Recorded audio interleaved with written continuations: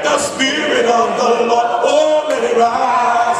Oh, and let the praises, come on, let it rise. Oh, and let it rise. Evangelist David Tillman. And oh, say it again. And oh, one more time. Yes, and oh,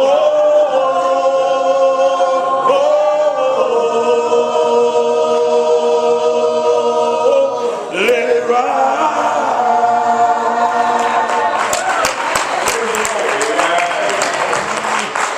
Let the church say amen again. Certainly we are grateful unto the Lord our God this day, because this is the day that he has made, and we ought to certainly rejoice and be glad in it. We are certainly delighted this afternoon to see all of you here with us, all of our sisters and brothers from various congregations across this great city. We are grateful to have you here. Here on the narrow lane, we like to let you know that you're not here by accident, but you're here because God has willed it, and God has purposed it to be so, and we're so glad that he did. And so we're just delighted to have you with us here, celebrating and sharing with us in this Friends and Family Day.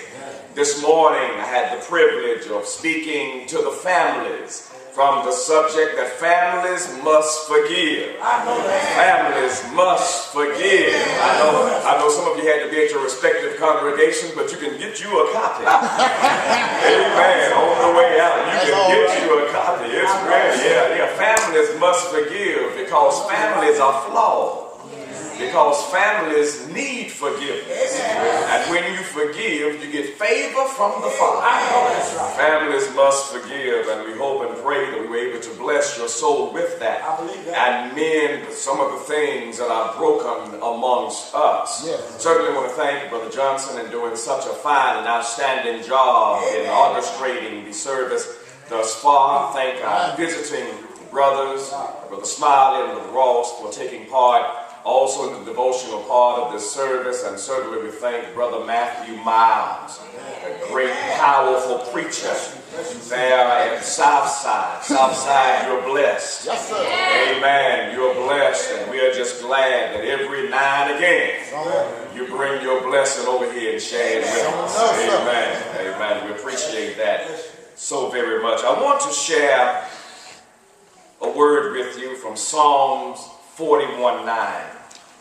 And if you will, stand one more time. And we always stand in honor of the word. Stand in honor of the word. And I want you to read this verse here with me. Psalms 41:9.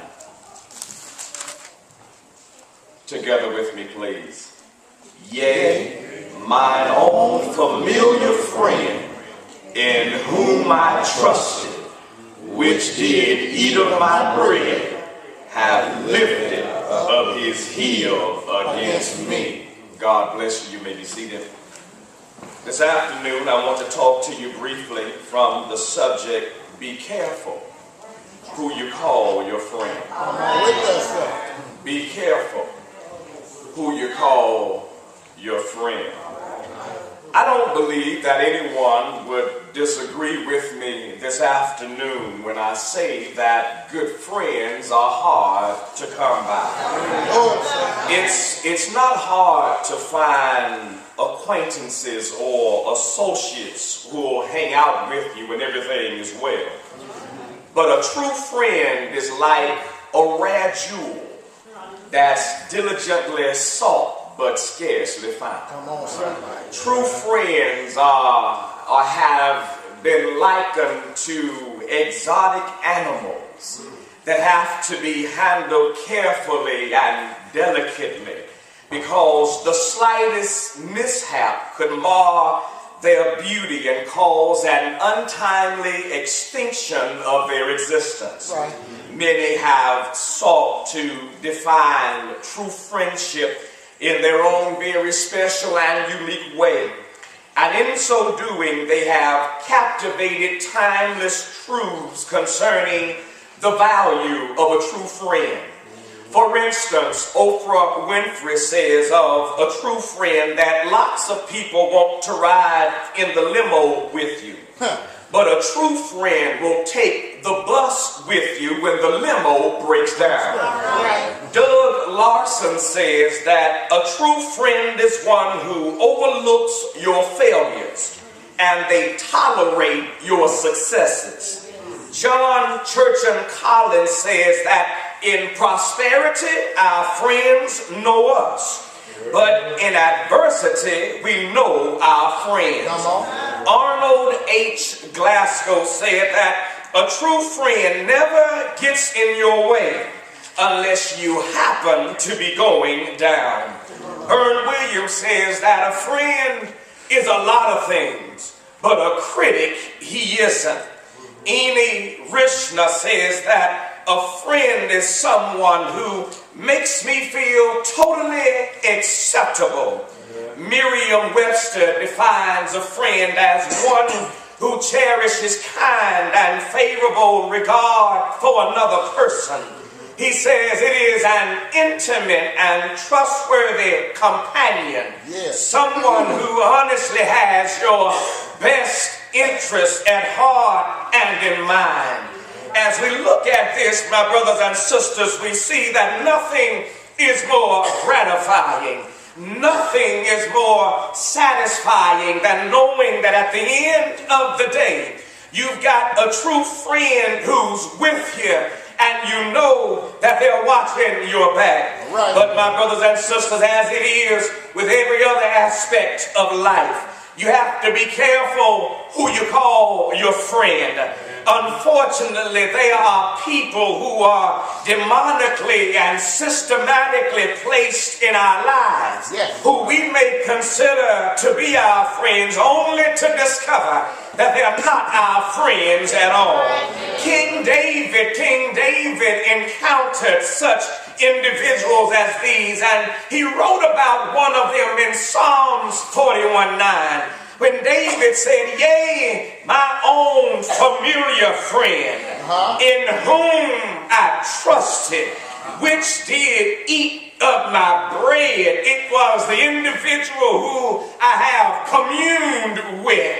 It's the individual who I trusted. It's the individual who I took great company with. That's the one that has lifted up his heel against me. In another place in Psalms 55, beginning at verse number 12, you see David talking about these fair weather friends once more and again when he says in Psalm 55:12, it was not an enemy that reproached me. He says, then I could have borne it. You sort of expect your enemies to do you wrong. You sort of expect for them to have some misbehavior.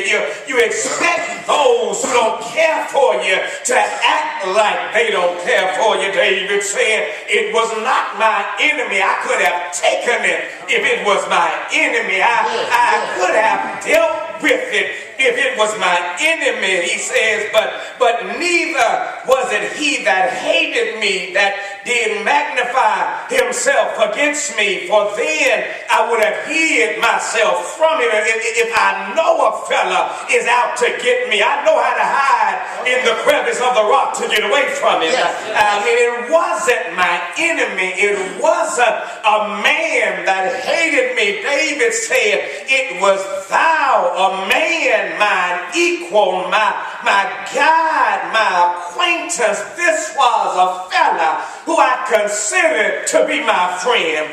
David says, we took sweet counsel together and walked unto the house of God in company.